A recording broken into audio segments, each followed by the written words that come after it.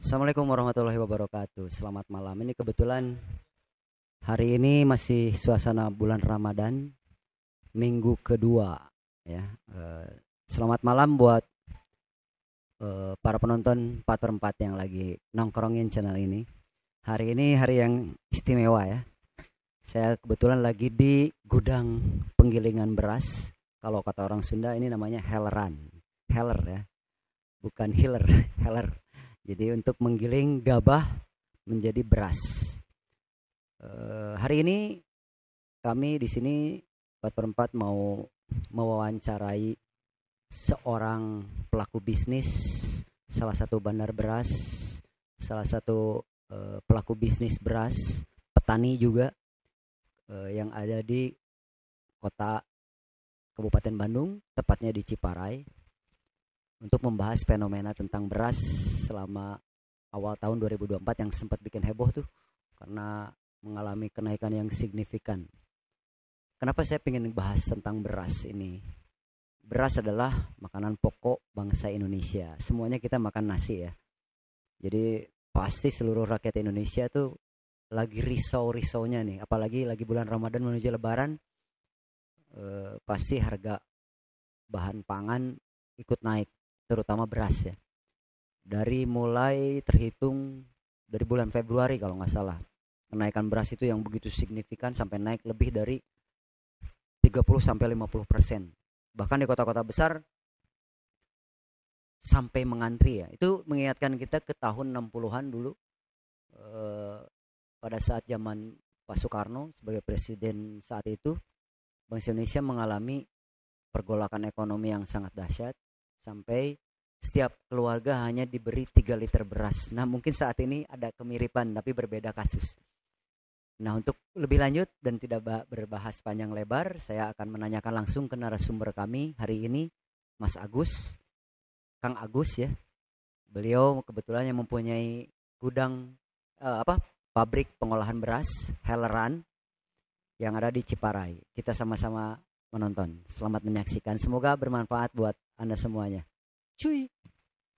Alhamdulillah akhirnya di sebelah saya ada Akang Agus dari tadi ya Kang. Damang Kang. Aduh, moga-moga sehat. Mic-nya dipakai Kang. Oke.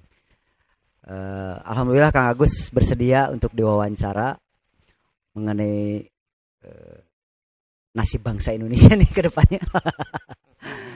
Kebetulan memang 4/4 itu channel yang nggak jelas Kang, tapi dibikin jelas sekarang nih. Karena kebetulan kemarin-kemarin kita lebih ke alam, wisata, tentang gunung, tentang pantai. Nah sekarang kami sangat tertarik untuk membahas fenomena sosial tentang beras. Karena Akang setuju kan, orang Sunda mah orang Indonesia mah apapun harus pakai nasi makannya, bener gak sih? Setuju ya? Disangguan kalau kata orang Sunda. Minum makan mie disangguan. Kang jangan gugup Kang, mie mah didekatin udah. Insya Allah muhrim, tenang, aman. Kang puasa lancar Kang? Alhamdulillah lancar. Tak pernah batal ya? Pernah puasa atau tak pernah batal? Oh tuh. Insya Allah ya, aman.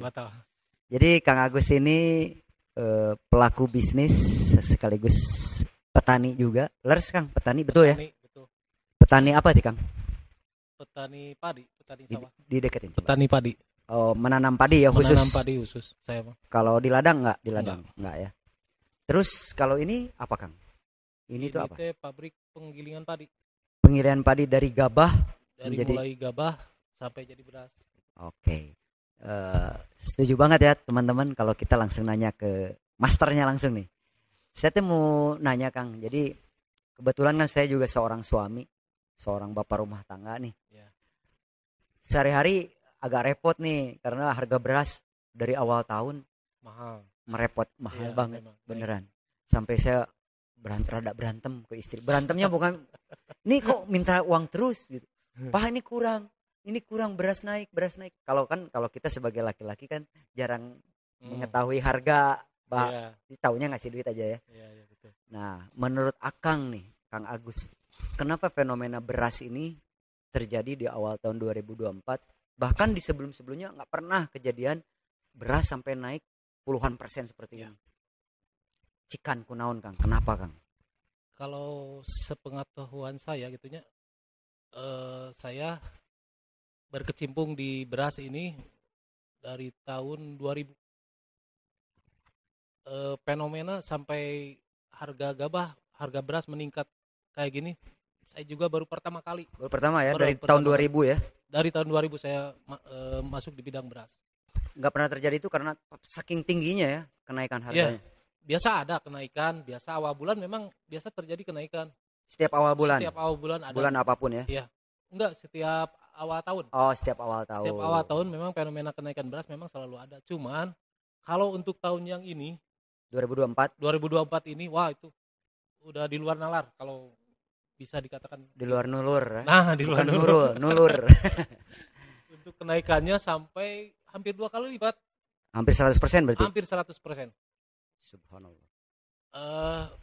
Mungkin penyebabnya kalau yang saya lihat mah, jadi pas musim tanam kemarin teh terjadi pergeseran waktunya gitu. Jadi biasa ya gara-gara musim kemarau yang panjang. Musim kemarau atau musim kemarin. Jadi pas musim tanam teh waktunya bergeser. Jadi mundur. Jadi mundur ada 2 bulan malah. Berarti mundurnya sekitar 2 bulan. 2 bulanan. Biasanya kalau masuk musim panen teh 2 bulan ke belakang. Normalnya berarti bulan Februari. Nah, Februari biasanya udah panen, Januari Februari udah ada. Kemarin mah memang nggak ada yang panen. Ada sih sekitaran Ciparai, cuman nggak banyak gitu. Betul. Dan itu berlaku sampai nasional ya? Gara-gara sama kalau kemarin mah. Kan ada yang dibahas tuh gara-gara El Nino lah, gara-gara kemarau berkepanjangan. Iya. Bahkan di beberapa desa atau kabupaten hujan terus.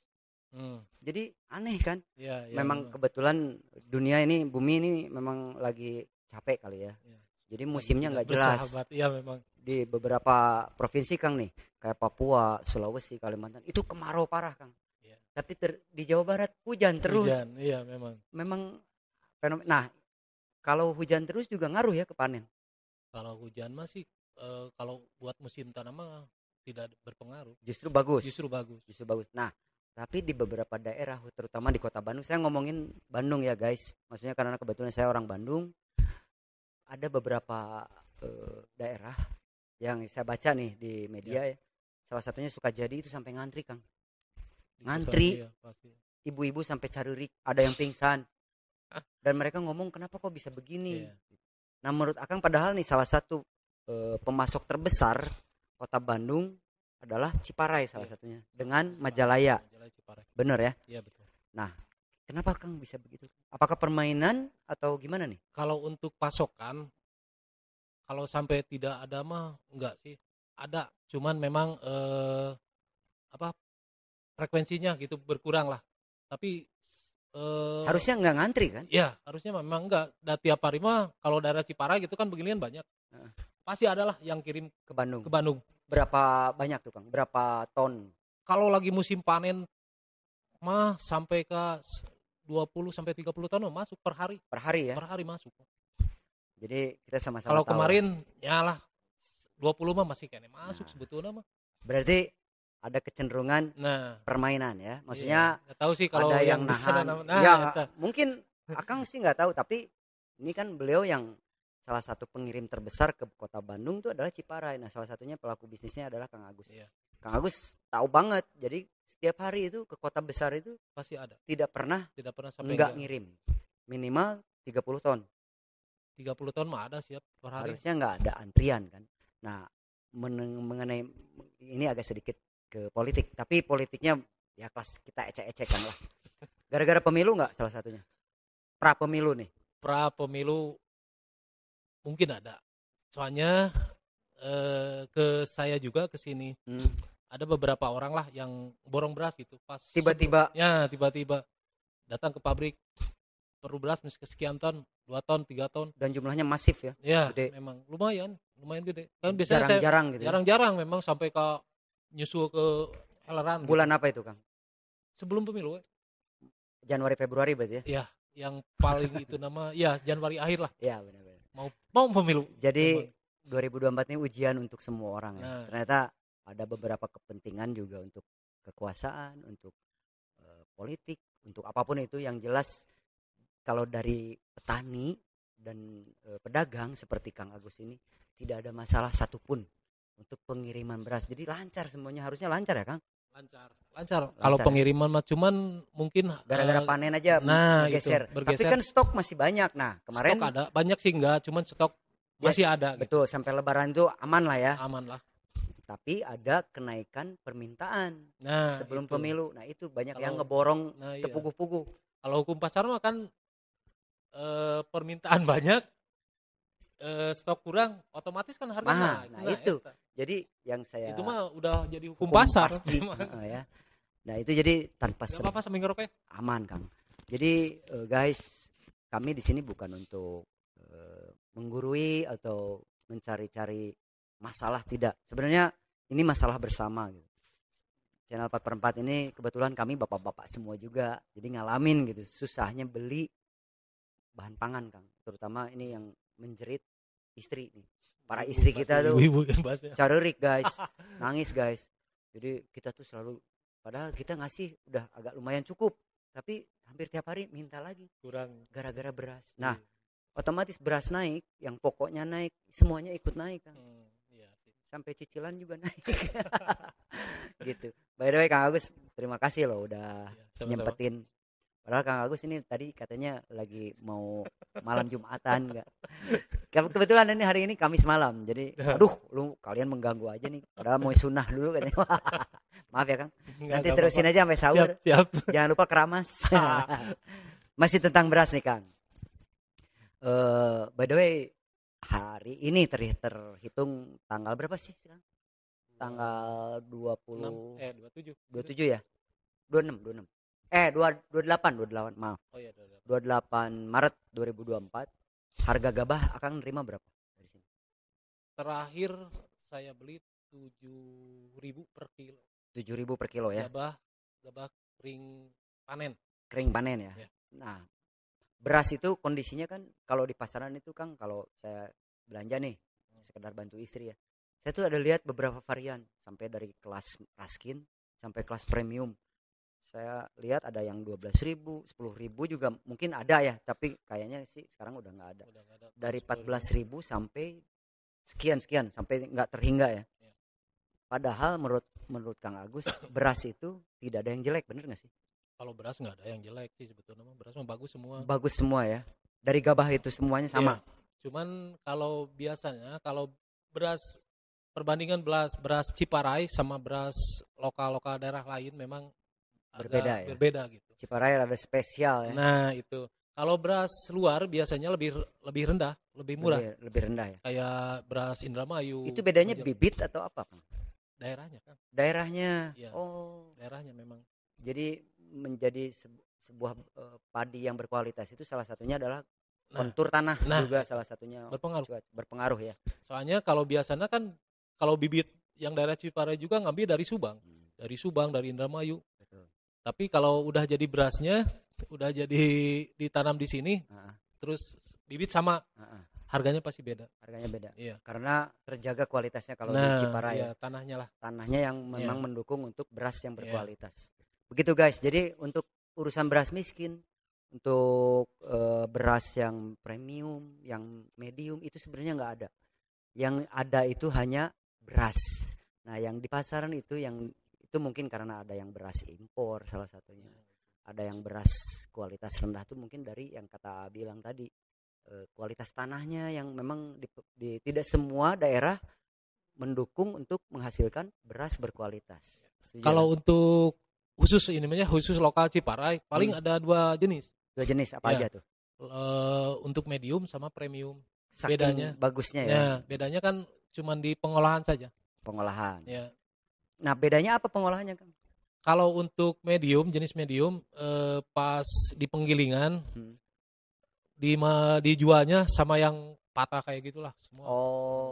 Kalau yang premium mah dipisah. Berarti anggaplah yang agak sedikit gagal jadi medium. Nah, yang patah-patah dikit masuk padahal hasilnya itu sama. Sama aja kalau dimasak mah.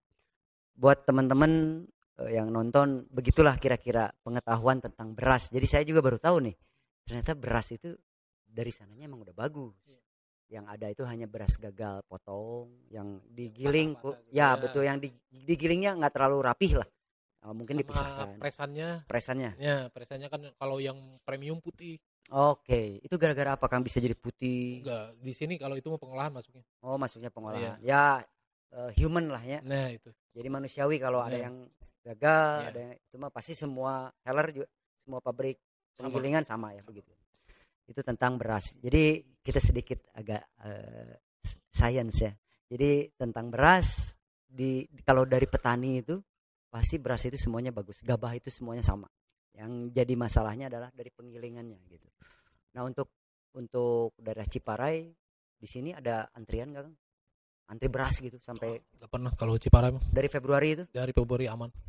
Tapi harga emang sama ya? Harga memang naik lah. Naik. Sama. Menurut Akang nih, kalau harga udah mencapai mungkin beras yang biasa nih sampai 17.000, 18.000, itu bakalan turun lagi normal nggak Kang? Kalau menurut saya memang kalau pas sebentar lagi kan panen, insya Allah harga pasti turun. Panen itu kapan sih Kang? Kalau menurut sekitar Akang? 2 mingguan lagi juga. 2 mingguan lagi. Panen. Berarti pas Lebaran dong? Pas Lebaran ya. Pas Lebaran tuh panen raya ya? Panen raya. Biasanya turunnya berapa persen tuh Kang? Nah kalau untuk berapa persennya saya kurang tahu. Tapi pasti turun? Pasti turun. Lihat nanti kan di pasaran, kadang cuaca juga kan berpengaruh. Ya. Ke pengolahan. Kalau pengolahan cuacanya hujan kayak gini kan, pengolahan otomatis lambat.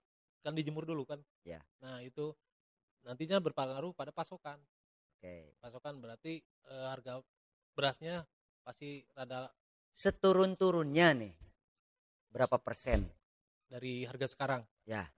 Normalnya aja, jangan lihat tahun 2024 nih, sebelum-sebelumnya nih. Oh sebelum-sebelumnya biasanya mah memang kalau turunnya dari sekitar 30% mah ada. Jadi waktu awal tahun itu naiknya 30%. Ya. Turunnya juga 30%. Berarti normal lagi. Normal lagi, biasa nama. Nah, 2024 sebelum kenaikan harganya berapa Kang? Sebelum kenaikan teh harganya yang medium aja. Yang medium teh 11.000 lah. 11.000. 11.000. Normalnya berarti harusnya 11.000 lagi dong. 11.000 ya. Ada kemungkinan enggak ke 11.000 lagi, Cik? Kayaknya enggak sih kadang. Jadi sampai 11.000 kayaknya enggak. Nah, itu makanya ini fenomena apakah ini memang sudah takdir? Udah jelas pasti takdir. Nah, yang kedua apakah ini salah satu perbuatan penguasa atau karena Kang Agus juga tadi kita sempat ngobrol sebelum wawancara kan di satu sisi sebagai manusia Akang nggak tega kan sebagai pedagang. Sebutin Kang coba kasusnya seperti apa coba? Pas kemarin harga beras sampai 16-17.000 kan ada yang beli kayak tetangga sinilah sekitaran pembeli pabrik kecil lah ya. Iya pembeli yang karung 10 kilo karena gitu. Kenal ya. Iya tanyain harga beras berapa sekarang, saya bilang kan 17.000 misal.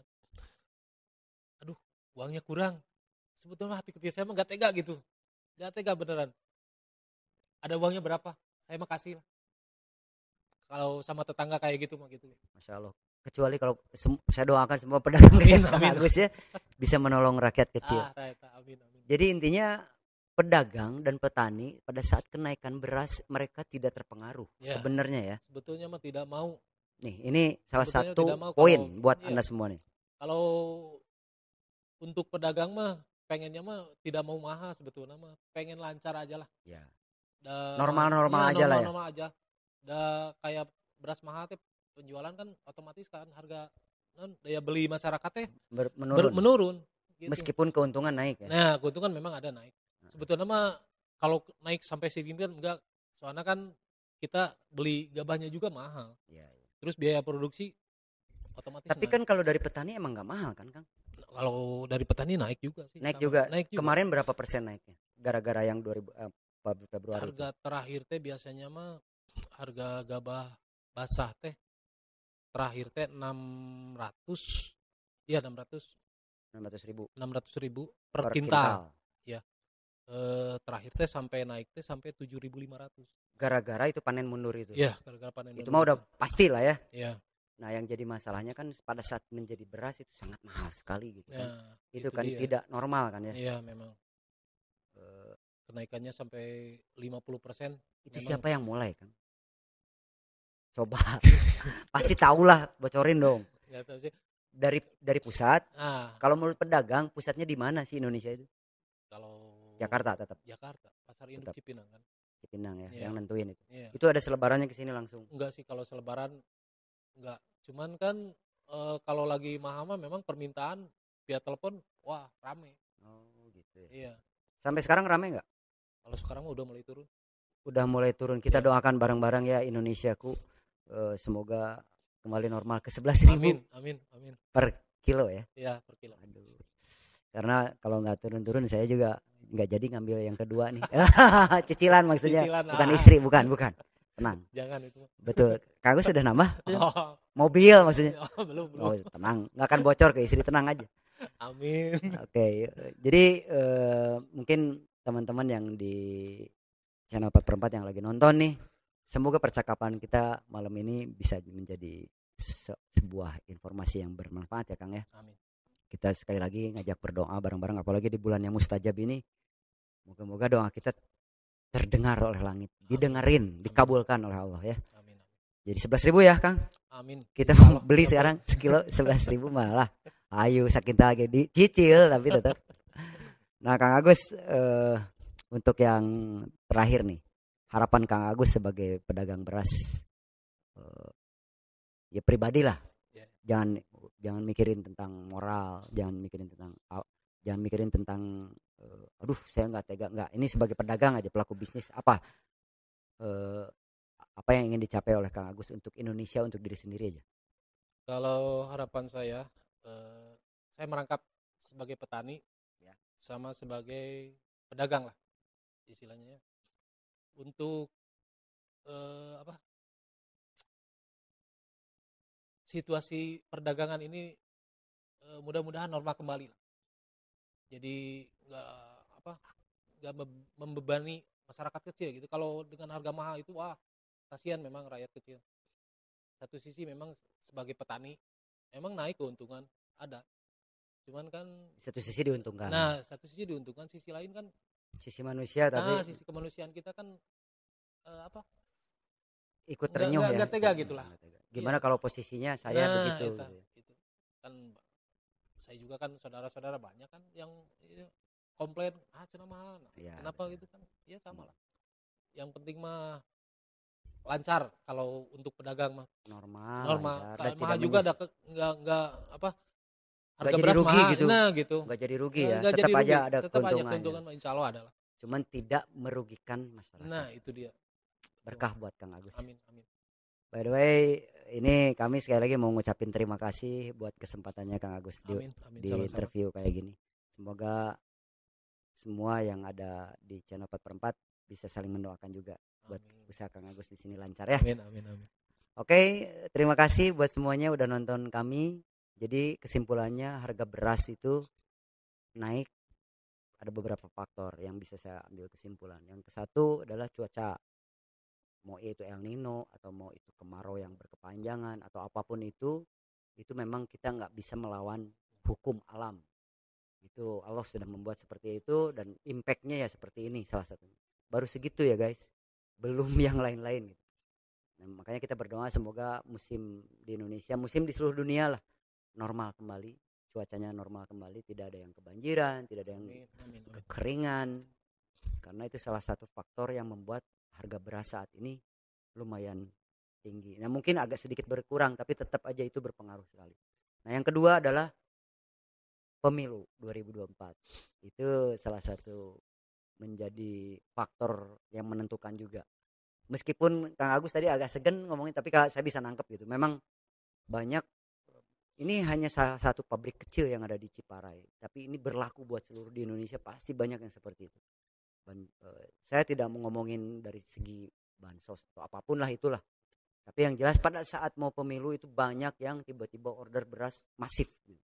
Dan entah itu siapapun mau dari siapa, yang dari pejabat kayak dari partai politik kayak. Kang Agus tidak pernah nanya-nanya, cuman pada saat itu tiba-tiba masif aja. Banyak orderan yang, kenapa banyak begini gitu, nggak pernah gitu sebelumnya terjadi. Dan yang ketiga adalah hukum ekonomi.